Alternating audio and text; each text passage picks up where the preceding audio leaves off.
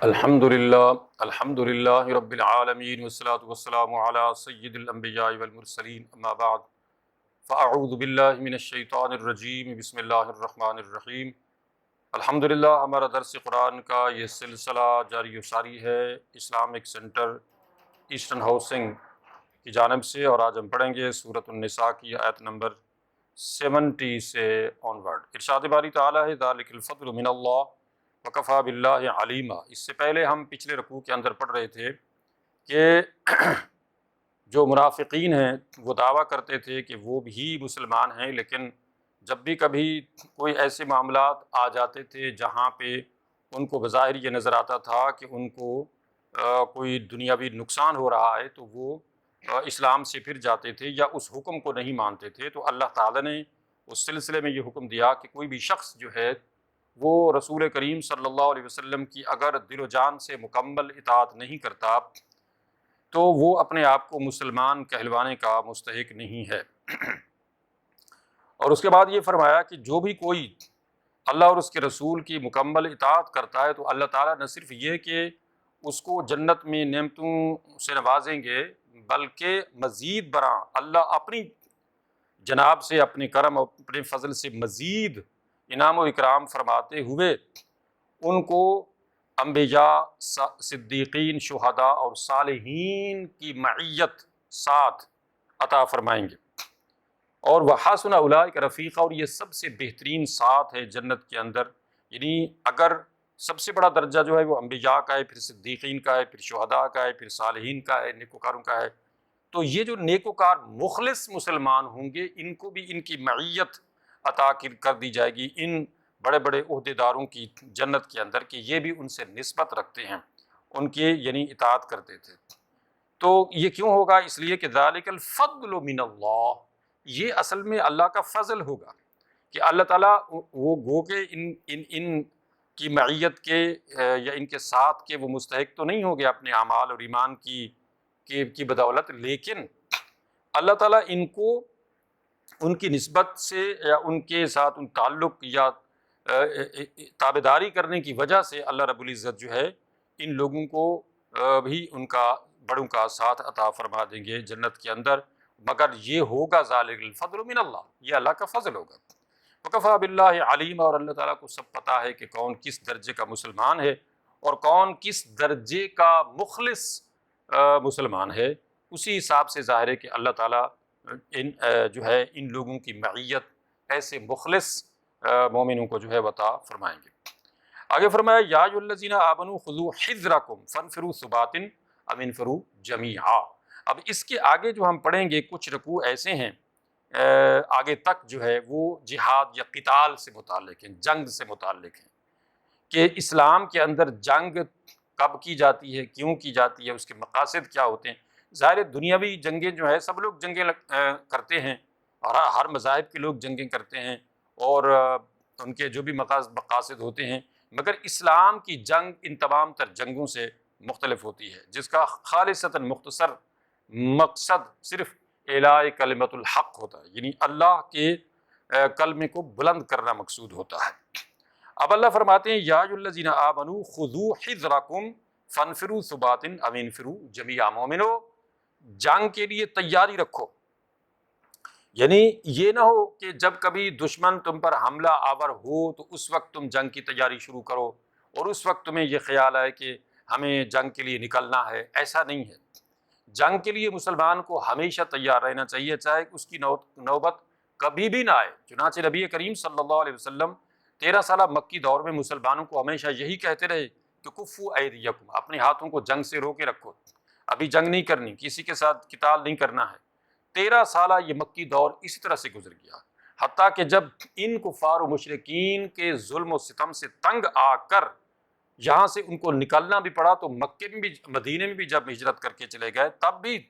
ابتدائی کچھ عرصے تک مسلمانوں کی طرف سے کوئی پہل نہیں ہوئی کہ وہ اب چونکہ مضبوط ہو چکے ہیں تو ان کے اوپر آ کے حملہ آور ہوتے۔ اس کے باوجود مسلمان وہاں امن و سکون سے رہ رہے تھے، اور ان کفار و مشرکین نے، مکہ کے مشرکین نے مسلمانوں کے اوپر جنگ مسلط کی، جو سب سے پہلی جنگ بدر کے نام سے مشہور و موسوم ہے۔ تو اب اللہ رب العزت نے قیامت تک آنے والے مسلمانوں کو یہ حکم دیا ہے کہ خذو حذرکم، کہ اپنی جنگی تیاری رکھو۔ چنانچہ یہاں پہ بھی اور اس کے علاوہ بہت ساری دیگر آیات کے اندر بھی، اور بلکہ سورۃ انفال کے اندر تو اللہ نے بڑا سخت قسم کا حکم دیا ہے جنگی تیاری کا مسلمانوں کو، کہ وَأَعِدُّوا لَهُم مَّا اسْتَطَعْتُم مِّن قُوَّةٍ وَمِن رِّبَاطِ الْخَيْلِ تُرْهِبُونَ بِهِ عَدُوَّ اللَّهِ وَعَدُوَّكُمْ،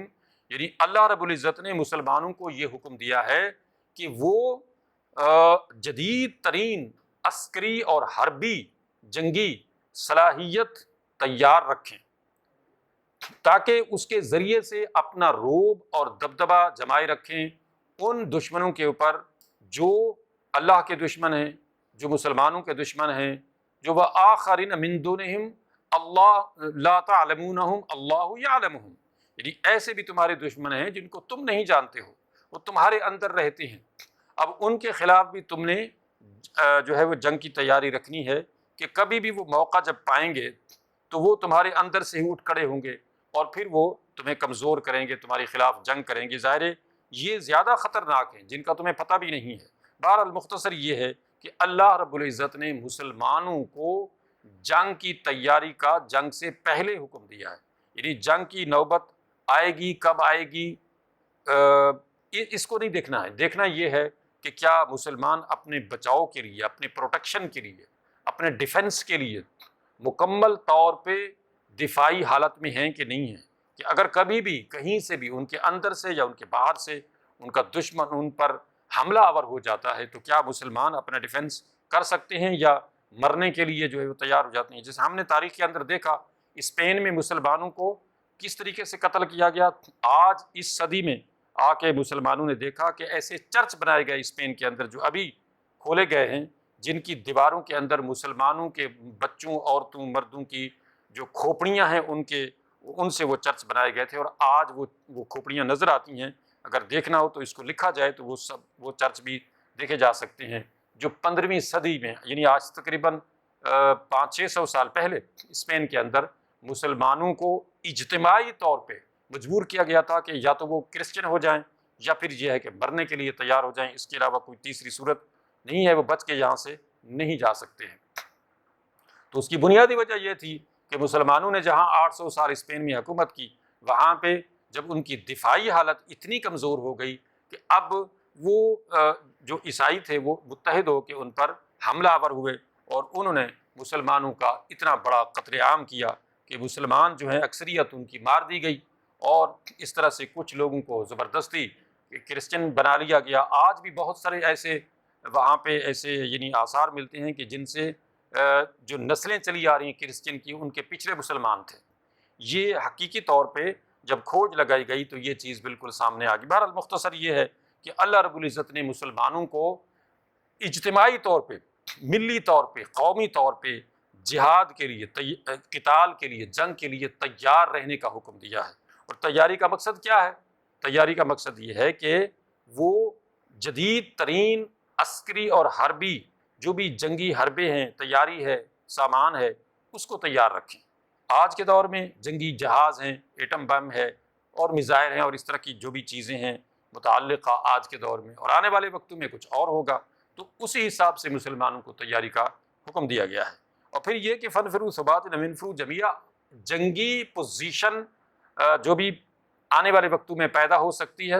اس میں مسلمان جو ہیں وہ کس طریقے سے جنگ کریں گے۔ آج جیسے جنگ جو ہے کچھ اور طریقے سے لڑی جا رہی ہے، اور اس سے پہلے جنگیں کچھ اور طریقے سے لڑی جا رہی تھیں، تو اس طرح سے آنے والے وقتوں میں کوئی اور طریقہ ہوگا جنگ کرنے کا۔ تو ان سارے تمام تر معاملات کے اندر مسلمانوں کو نبرد آزما ہونے کا حکم دیا گیا ہے کہ وہ اس طرح سے لکیر کے فقیر نہ بنیں، بلکہ وہ اپنے دفاع کے لیے، اپنی پروٹیکشن کے لیے مکمل طور پہ جو بھی عوامل ممکنہ ہیں ان کو بروئے کار لائیں، اور اس طریقے سے جدید تقاضوں سے ہم آہنگ رہیں۔ اسی طرح سے مقصد یہ ہے کہ جو سائنسی طریقے ہیں، جو سائنسی ترقی ہے، ان تمام تر میں اسی طرح سے ہزاروں آیات قرآن مجید کی ایسی ہیں جو سائنس سے متعلق ہیں۔ یعنی مسلمانوں کو یہ حکم دیا گیا سخر لکم الشمس والقمر دائبین، یعنی یہ زمین و آسمان کی ساری تخلیقات تمہارے قبضے میں دے دی گئی ہے، سورج ہو، چاند ہو، ستارے ہو، رات دن دھوپ، یہ سب چیزیں، ان سے تم فائدہ اٹھاؤ۔ آج کے دور میں دیہات کے مسلمان بھی اس دھوپ سے فائدہ اٹھاتے ہیں، اور اس طرح سے بڑی بڑی ٹربائنیں کہ جن کے اوپر ڈھیروں ڈیزل یا پیٹرول خرچ ہوتا تھا، آج وہ محض ایک دھوپ سے جو ہے وہ بڑی بڑی ٹربائنیں چلا رہے ہیں۔ تو یہ ہے وہ یعنی اللہ کا حکم جس سے مسلمانوں نے قرآن سے تو نہیں سیکھا، غیروں کو دیکھ کے سیکھا کہ اچھا یہ بھی ہوتا ہے۔ تو اللہ رب العزت نے مسلمانوں کو جدید تقاضوں سے ہم آہنگ رکھنے کے لیے احکامات جاری فرمائے ہیں قرآن مجید کے اندر، کہ وہ ڈیفینسولی بھی اپنے آپ کو مضبوط رکھیں اور کسی سے بھی کبھی بھی امن کی بھیک نہ مانگیں۔ یعنی مسلمانوں کو قرآن مجید میں بے شمار ایسی آیات ہیں جس میں یہ حکم دیا گیا ہے کہ وہ کبھی بھی کسی سے امن کی بھیک نہ مانگیں، بلکہ دشمن اس سے امن کی بھیک مانگے اور دشمن اس سے ڈر کے رہے۔ ترہبون بہ عدو اللہ وعدوکم کا مقصد ہی یہ ہے کہ دشمن مسلمانوں سے مرعوب اور مرعوب ہو کر رہے۔ مرعوب کا مطلب ہوتا ہے دہشت زدہ، اور مرعوب ہو کا مطلب ہوتا ہے کہ روب میں اور دبدبے میں رہے، کہ اس کو پتہ ہو کہ اگر میں نے مسلمان کو چھیڑا تو اس کے پاس جو جنگی قوت ہے، جو طاقت ہے، وہ مجھے تہس نہس کر دے گا اور میں اس کا مقابلہ نہیں کر سکوں گا۔ اور آج کے دور میں ہم جانتے ہیں کہ چند ممالک ہیں ایسے جن کے پاس ایسی قوت ہے کہ اس کے پاس کوئی بھی دنیا کا ملک سوچ بھی نہیں سکتا کہ وہ ان کے خلاف جنگ کر سکتا ہے۔ بیسک وجہ یہی ہے کہ ان کے پاس وہ جنگی صلاحیت ہے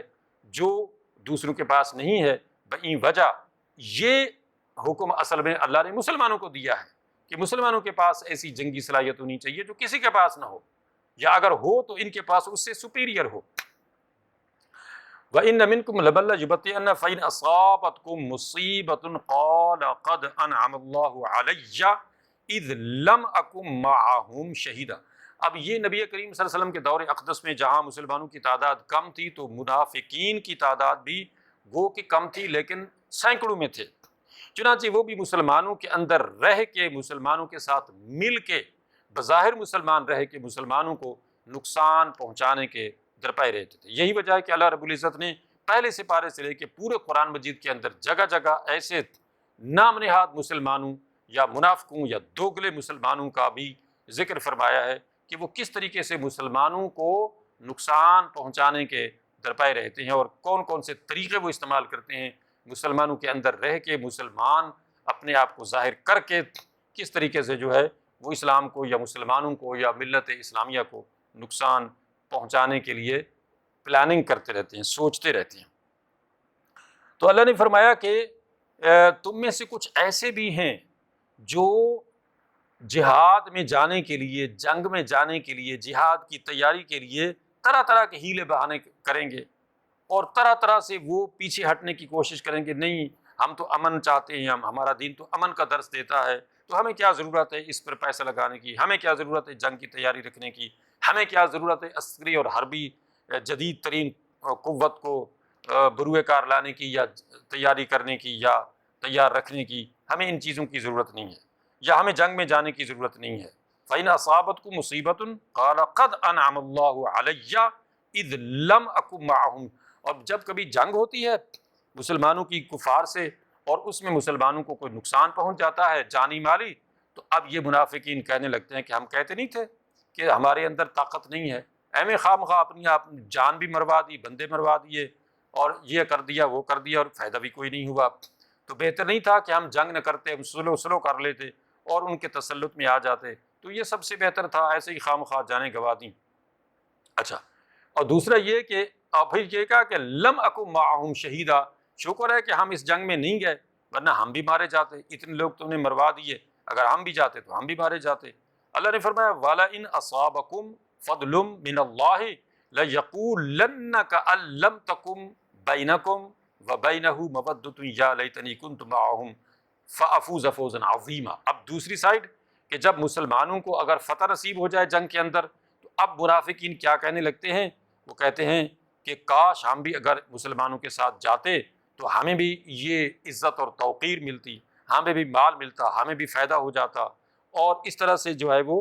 مسلمانوں کے ساتھ پھر اس طرح کی باتیں کرنے لگتے ہیں کہ کاش ہم بھی تمہارے ساتھ جاتے، ہمیں بھی اسی طریقے سے کامیابی ملتی، تم نے بہت اچھا کام کیا۔ پھر ان کے ساتھ اس طریقے سے جو ہے وہ منافقانہ روش اختیار کر کے ان کی تعریفیں کرنے لگتے ہیں۔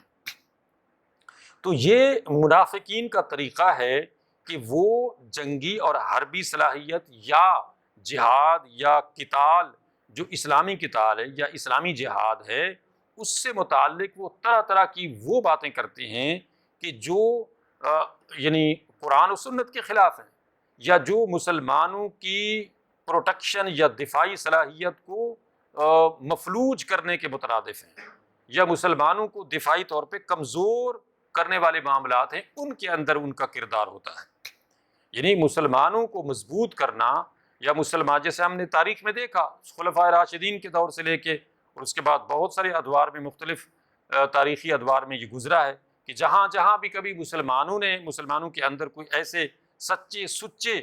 مجاہد پیدا ہوئے ہیں، تو ان کا آج بھی نام روشن ستاروں کی طرح سے تاریخ کے اندر نہ صرف مسلمان یاد رکھے ہوئے ہیں، بلکہ کفار بھی ان کو یاد رکھے ہوئے ہیں کہ ہاں مسلمانوں کے اندر کچھ ستارے ایسے ہیں۔ چنانچہ برنارڈ شاہ نے کہا تھا کہ اگر مسلمانوں کے اندر صرف ایک اور عمر ہوتا تو آج دنیا میں کہیں بھی مسلمانوں کے سوا کوئی اور مذہب کا پیروکار نہ ہوتا۔ یعنی یہ وہ حقیقت ہے کہ جو سب یعنی دنیا جانتی ہے، یہ اللہ کی حکمتیں اور راز ہیں کہ اللہ تعالیٰ نے حق و باطل کا جو معرکہ ہے اس کو رکھنا ہے قیامت تک۔ تو لیکن اگر ایسے روشن ستارے جو ہیں وہ کسی کو نظر آئیں نہ آئیں، لیکن وہ خود سے ایسے چمکتے ہیں کہ ساری دنیا ان کو مانتی ہے، یعنی کفار کے بڑے بڑے جو مورخ ہیں،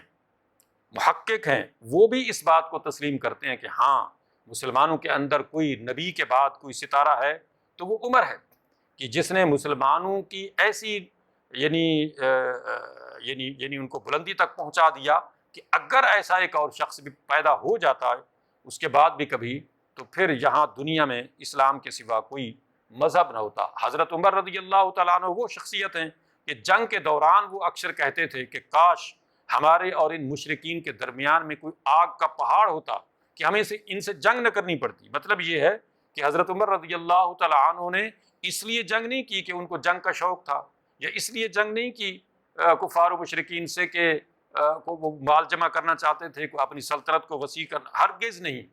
وہ صرف یہ چاہتے تھے کہ وہ خود ان سے جب وہ رجسٹ کرتے تھے کہ ان کا مقصد یہ تھا، یعنی عراق ہو، ایران ہو، یا اس کے بعد خراسان، یا یہ سارا ایریا جو حضرت عمر کے دور میں، یا افریقہ کا بہت سارا علاقہ ان کے دور میں فتح ہوا، تو اس کی بیسک وجہ یہ تھی کہ جب بھی حضرت عمر کو پتہ چلتا تھا کہ اب وہ ہم پر چڑھائی کرنے والے ہیں، ہمارے خلاف وہ جو ہے اپنا جتھا بنانے والے ہیں، تو اب ظاہر ہے کہ یہ سو تو سکتے نہیں تھے۔ اب یہ تو نہیں ہو سکتا تھا کہ ان کو موقع دیتے کہ چلو ٹھیک ہے وہ آئیں اور پھر ہمارے اوپر حملہ کریں اور پھر ہم اس وقت کس پوزیشن میں ہوں۔ تو حضرت عمر نے ہمیشہ ان کو شکست دی ان کے گھر میں جا کے، جب ان کو یہ پتہ چلا کہ اب یہ ہمارے اوپر حملہ کرنے والے ہیں۔ اور یہی وجہ تھی کہ مسلمانوں کا وہ ایک سنہری دور کہلاتا ہے، اور مسلمانوں نے اپنے اندر وہ قرآن کی آیت کا عملی نمونہ دیکھا جس کو اللہ نے سورۃ النور کے اندر اس طرح سے بیان فرمایا ہے کہ وعد اللہ الذین آمنوا منکم وعملوا الصالحات لیستخلفنہم فی الارض کما استخلف الذین من قبلہم ولیمکنن لہم دینہم الذی ارتضی لہم۔ یعنی اللہ نے تم مسلمانوں سے یہ وعدہ کیا ہے کہ اگر تم میں سے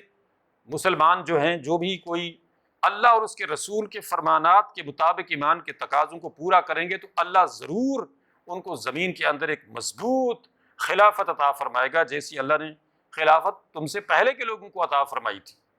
یعنی حضرت سلیمان کے دور میں چلے جائیں، یا یہ کے بعد دیگر اور ایسے ادوار گزرے ہوں گے، تو ایسی مضبوط کہ تمہیں اندرونی اور بیرونی طور پر کسی قسم کا کوئی خوف اور خطرہ نہیں ہوگا۔ اور وَلَا يُبَدِّلَنَّهُم مِّن بَعْدِ خَوْفِهِمْ أَمْنًا، تمہارے اس خوف کی پوزیشن کو امن سے بدل دے گا، یعنی تمہیں کسی قسم کا کوئی خوف نہیں ہوگا، کوئی خطرہ نہیں ہوگا۔ چنانچہ واحد مسلمانوں کی ایک حکومت تھی سب سے بڑی، یعنی اس کے بعد تو اگرچہ مختلف خلفاء کے دور میں یا بادشاہی دور میں بھی ایسے گزرے ہیں، لیکن خلفاء راشدین کے دور میں ایک واحد ایسی مسلمان حکومت تھی جس کو اندرونی بیرونی طور پہ کسی قسم کا کوئی خطرہ نہیں تھا۔ یعنی بیرونی طور پر بھی کبھی کوئی دشمن سے ایسا خطرہ نہیں تھا کہ وہ آ کے مسلمانوں کو زیر کر لے گا یا ان پر تسلط قائم کر لے گا۔ چنانچہ جب وہ آئے کئی ایسی یعنی واقعات ہیں کہ جب بڑے بڑے یعنی ان کے سفیر آئے اس وقت کی سلطنتوں کے، اور انہوں نے آ کے ملنا چاہا، اور جب دیکھا حضرت عمر کو، تو انہوں نے جب حضرت عمر کو ایک سفیر نے آ کے دیکھا کہ آپ ایک درخت کے نیچے عام جگہ پہ زمین پہ اپنے بازو کو سر کے نیچے رکھ کے سو رہے ہیں، تو انہوں نے کہا کہ اچھا یہ ہے وہ شخص کہ جس سے دنیا ڈرتی ہے، یہ ہے وہ شخص کہ جس کو یہ خوف نہیں ہے کہ اس کے لیے کوئی سیکورٹی چاہیے، اس کو کوئی بہت پروٹوکول چاہیے اور یہ اور وہ کچھ نہیں۔ تو یہ بیسک وجہ ہے اس کی کہ یہ چونکہ اللہ کے سوا کسی سے، اپنے خدا کے سوا کسی سے نہیں ڈرتا ہے، اور اس کو کوئی خوف، کوئی طمع، کوئی لالچ، کوئی ہرس، کوئی پروٹوکول اور کوئی یعنی تشہیر نہیں چاہیے، تو یہ ہے بیسک وجہ کہ اس سے دنیا ڈرتی ہے، اور یہی اصل وجہ تھی واقعی، اس میں کوئی شک نہیں ہے۔ تو اس لیے اللہ رب العزت نے ارشاد فرمایا کہ بیرونی دشمن تو تمہیں پتہ ہے کہ تمہارے کون ہیں، لیکن اندرونی جو تمہارے دشمن ہیں وہ اس تمہارے بیرونی دشمنوں سے بھی زیادہ خطرناک ہیں، لہٰذا ان سے بھی بچاؤ کے لیے تمہیں جدید ترین عسکری اور حربی جو صلاحیت ہے، جو قوت ہے، جو تربیت ہے، جو ٹریننگ ہے، وہ رکھنی ہے، تاکہ اگر اندر کا دشمن بھی کبھی باہر کے دشمن سے مل کے تمہیں زیر کرنا چاہے اور تمہارے اوپر تسلط قائم کرنا چاہے تو تم جو ہے اس کا مقابلہ کر سکو۔ تو یہ جو یعنی منافقین تھے یہ دشمنی میں ہمیشہ پیش رہتے تھے، اور جب بھی کبھی مسلمانوں کی کو شکست ہو جاتی تھی تو آ کے یہ کہتے تھے کہ جناب ہم یہ کہتے نہیں تھے کہ تمہارے اندر جان ہی نہیں ہے، تمہارے اندر طاقت ہی نہیں ہے، قوت ہی نہیں، خواہ مخواہ ایسی اتنی بڑی قوت سے جا کے تم نے جو ہے جنگ کی اور اپنی جان گنوا دی، تو شکر ہے کہ ہم لوگ نہیں گئے ورنہ ہم بھی مارے جاتے۔ اور اگر مسلمانوں کو فتح ہو جاتی تو کہتے کہ کاش کہ ہم بھی تمہارے ساتھ ہوتے تو ہمیں بھی یہ عزت ملتی، توقیر ملتی۔ تو یہ منافقین کا ہمیشہ سے طریقہ رہا ہے کہ وہ جنگ سے پیچھے ہٹنے والی باتیں کرتے ہیں، وہ مسلمانوں کو جہاد سے، جنگ سے پیچھے ہٹنے والی اور ہمیشہ اس طرح کی باتیں کرتے ہیں کہ نہیں جی ہمارے اندر تو طاقت ہی نہیں ہے کہ ہم مسلمانوں کا مقابلہ کر سکیں۔ ہم چنانچہ اللہ رب العزت نے قرآن مجید میں موسیٰ علیہ السلام کے زمانے کے جو منافقین کا یا اس وقت کے جو لوگ بھی تھے، حالانکہ ان کا بھی دعویٰ یہ تھا کہ حضرت موسیٰ علیہ السلام کی وہ پیروکار ہیں، لیکن ان لوگوں نے بھی کہا تھا کہ اذهب انت وربک فقاتلا انا ہاہنا قاعدون، یعنی اے موسیٰ آپ اور آپ کا رب جائیں اور جا کے قتال کریں، جنگ کریں کفار سے، مشرکین سے، دشمنوں سے، ہمارے اندر طاقت نہیں ہے کہ ہم ان سے جنگ کر سکیں۔ تو یہ ہمیشہ سے یعنی اس کا اگر تذکرہ قرآن مجید میں حضرت موسیٰ علیہ السلام اور ان کی قوم کا جہاد سے متعلق موجود ہے تو آج بائبل کے اندر بھی موجود ہے اسی طریقے سے۔ یعنی یہ کوئی نیا مذہب تو ہے نہیں کہ حضرت محمد صلی اللہ علیہ وسلم لے کے آ گئے اور یہ اس سے پہلے کوئی چیزیں تھی نہیں، یہ تو حضرت آدم علیہ السلام سے چلا آ رہا ہے۔ چنانچہ یہود بھی آج جنگ کی تیاری کر رہے ہیں، اور ان کے اکٹھے ہونے کا مقصد ہی اسرائیل میں یہی ہے کہ وہ اپنی اس کھوئی ہوئی قوت کو اور طاقت کو اور اپنی شان و شوکت کو بحال کرنا چاہتے ہیں جو انبیاء علیہ السلام کے زمانے میں کبھی ان کو ملی تھی۔